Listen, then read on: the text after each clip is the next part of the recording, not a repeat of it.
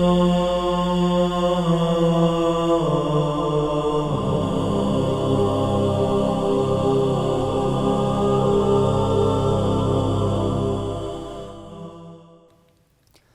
اللہ الرحمن الرحیم وبہ نستعین انہ خیر ناصر و معین وصلی اللہ علی محمد وآلہ الطاہرین۔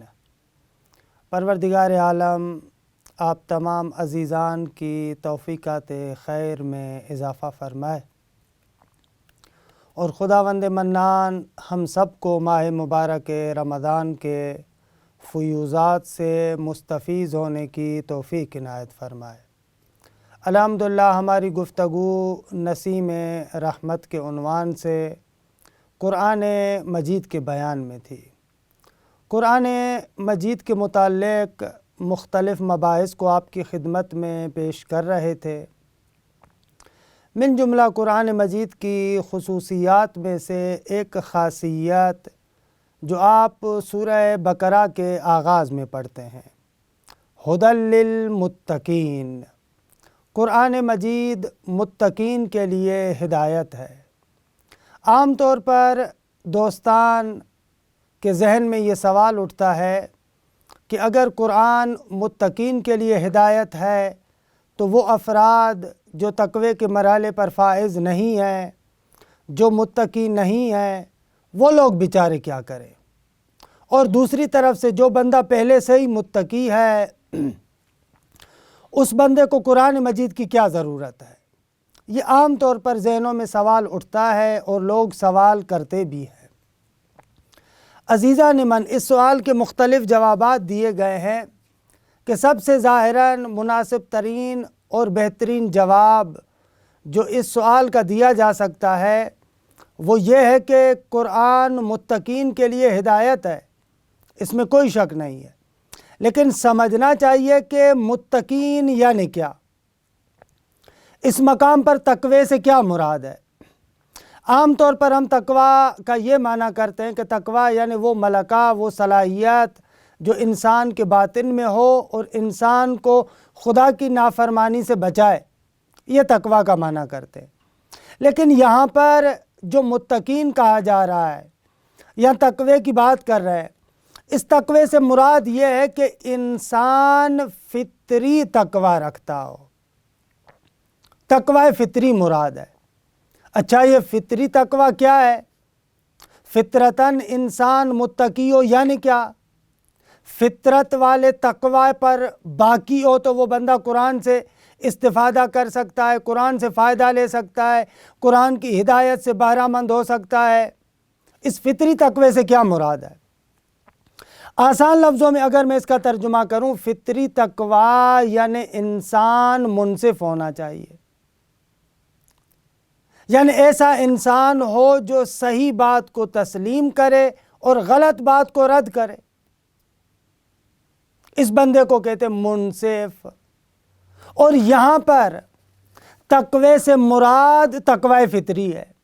مرحوم علامہ طباطبائی رحمۃ اللہ علیہ اپنی تفسیر المیزان میں فرماتے ہیں کہ یہاں پر یہ مراد ہے، انسان اگر منصف ہو، یعنی انکار اور تکذیب کی بیماری سے،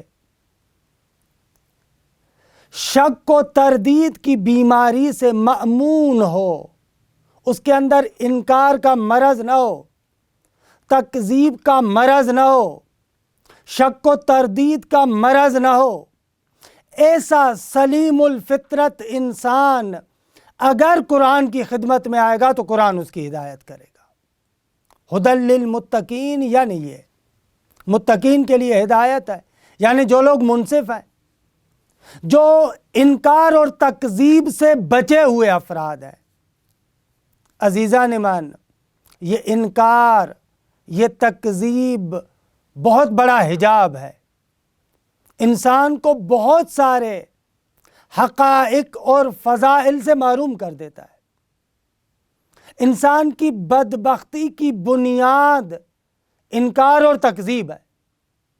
اگر ایک انسان کے اندر یہ انکار اور تکذیب کی بیماری آ جائے، وہ انسان حقیقت سے محروم ہو جاتا ہے، سعادت سے محروم ہو جاتا ہے۔ قرآن مجید کو آپ دیکھیں، بہت ساری اقوام، بہت ساری قومیں جو انبیاء الہی سے بہرہ مند نہیں ہو سکیں، ان کے اندر یہی انکار کی بیماری تھی، شک و تردید کی بیماری تھی، ان کے اندر یہ تکذیب کی بیماری تھی۔ اس بیماری کی وجہ سے انبیاء کی ہدایت سے بہرہ مند نہیں ہو سکے۔ قرآن مجید میں آپ سورہ نوح کے اندر دیکھیں، وہاں پر حضرت نوح جو پروردگار عالم کی بارگاہ میں شکایت کرتا ہے اپنی قوم کی، تو ان الفاظ سے حضرت نوح علی نبینا وآلہ وعلیہ السلام فرماتے ہیں، قال ربی انی دعوت قومی لیلا ونہارا، اے میرے پروردگار، میں نے اپنی قوم کو رات و دن بلایا۔ رب انی دعوت قومی لیلا ونہارا، میں نے ان لوگوں کو دعوت دی، میں نے ان لوگوں کو بلایا، لیلا ونہارا، چاہے رات کا دن ہو، چاہے رات ہو، چاہے دن ہو، کوئی بھی وقت ہو، میں نے ہر وقت ان کو تمہاری جانب بلایا، لیکن فلم یزدہم دعائی الا فرارا، لیکن اے میرے مالک، یہ لوگ ہٹ دھرم ہیں، یہ لوگ منکر ہیں۔ جب بھی میں نے ان کو بلایا راہ ہدایت کی طرف، تو میرے بلانے نے ان کو اور دور بھگایا۔ یہ لوگ بھاگتے تھے، میری بات کو نہیں سنتے تھے، بلکہ وَإِنِّي كُلَّمَا دَعَوْتُهُمْ لِتَغْفِرَ لَهُمْ جَعَلُوا أَصَابِعَهُمْ فِي آذَانِهِمْ، اے میرے مالک، میں جب بھی ان کو دعوت دیتا، میں جب بھی ان کو بلاتا تاکہ تو ان کو بخش دے، لِتَغْفِرَ لَهُمْ، تاکہ تیری مغفرت ان کے شامل حال ہو، لیکن ان لوگوں کی کیا حالت تھی؟ جعلوا اصابعهم فی آذانہم، اپنی انگلیوں کو کانوں میں ڈال دیتے تھے، واستغشوا ثیابہم، اور اپنے کپڑوں کو سر پہ ڈھانپ دیتے تھے، وَأَسَرُّوا، اور اپنے انکار پر اصرار کرتے، وَاسْتَكْبَرُوا اسْتِكْبَارًا، اور جیسے استکبار کرنے کا حق ہے اس طریقے سے استکبار کرتے۔ یعنی نبی خدا ان کو دعوت دے رہے ہیں، اپنی جانب بلا رہے ہیں، لیکن یہ لوگ انکار کر رہے ہیں۔ یہ انکار انسان کو محروم بنا دیتا ہے۔ آقا جان، یہ ایک بہت بڑی بیماری ہے ہمارے معاشرے کے اندر بھی۔ عام طور پر دیکھا گیا ہے کہ جس چیز کا ہمیں پتہ نہیں ہوتا یا جس چیز کو ہم لوگ نہیں جانتے، معمولاً اس شے کا انکار کرتے ہیں، حالانکہ ایسے نہیں ہونا چاہیے۔ بہت ساری حقیقتوں سے ہم لوگ محروم اس لیے ہوتے ہیں کہ بے جا انکار کرتے ہیں۔ جس طریقے سے کسی شے کو قبول کرنے کے لیے دلیل کی ضرورت ہے، اسی طریقے سے کسی شے کا انکار کرنے کے لیے بھی دلیل کی ضرورت ہے۔ اگر انسان اپنی فطرت ایسی بنائے، یعنی اگر کسی بات کو مانے تو دلیل کی وجہ سے، اگر کسی بات کو رد کرے تو دلیل کی وجہ سے، اگر انسان کی فطرت ایسی بن جائے، ایسا بندہ منصف ہوتا ہے۔ اور یہ بندہ جو دلیل کے مطابق قبول کرے، دلیل کے مطابق رد کرے، یہ بندہ تقوی فطری سے بہرہ مند ہے۔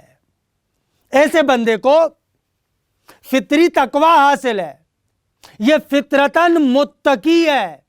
قرآن کہتا ہے تم اپنی فطرت کو باقی رکھو، فطری تقوی لے کر میری بارگاہ میں آؤ، ھدی للمتقین۔ یہ قرآن ایسے متقیوں کے لیے جنہوں نے فطرت کو سالم رکھا، جو منصف بندہ ہے، ایسا بندہ اگر قرآن کی بارگاہ میں آ جائے، قرآن اس کی ہدایت کرتا ہے۔ عزیز مان، ہمیشہ اس نقطے کو ذہن میں رکھیں۔ بہت بزرگان بھی کہتے ہیں کہ جب بھی کوئی بات آپ کے کانوں تک پہنچے اور آپ کو عجیب و غریب لگے تو فوراً اس کا انکار نہ کرو، بلکہ اس شے کو پرکھو، اس شے کو دیکھو، تأمل کرو، اگر سمجھ میں آ جائے تو ٹھیک ہے، اور اگر سمجھ میں نہیں آ رہی اور اس کے نہ ہونے پر بھی کوئی دلیل نہیں ہے تو فوراً اس کو رد نہ کرو، بلکہ ابو علی سینا کے بقول کلما قرأ سمعک من الغرائب ولم یزدک عنہ قاطع البرہان فذرہ فی بقعۃ الامکان، جب بھی کوئی عجیب و غریب بات سنو اور اس کے نہ ہونے پر کوئی مضبوط دلیل نہ ہو تو فوراً انکار نہ کرو، عالم امکان کی وادی میں اس کو چھوڑ دو، فوراً یہ فیصلہ کرو کہ مجھے نہیں معلوم، ہو سکتا ہے ایسے ہو۔ یقین مانے عزیزان من، چاہے ہماری علمی زندگی ہو، چاہے ہماری عملی زندگی ہو، اگر ہمارے اندر یہ تقوی فطری آ جائے بہت سارے مسائل خود بخود حل ہو جائیں گے۔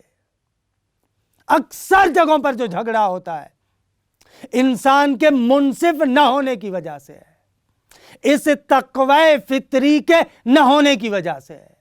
بے جا بحث کریں گے، بے جا الجھ جائیں گے، کوئی دلیل نہ ہوگی کسی کے نہ ہونے پر لیکن رد کریں گے، خود یہ حجاب ہے، تکذیب، انکار حجاب ہے، انسان کو محروم کر دیتا ہے۔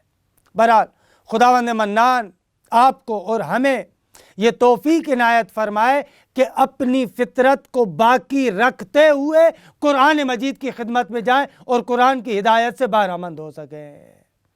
وصلی اللہ علی محمد وآل بیتہ الطیبین الطاہرین۔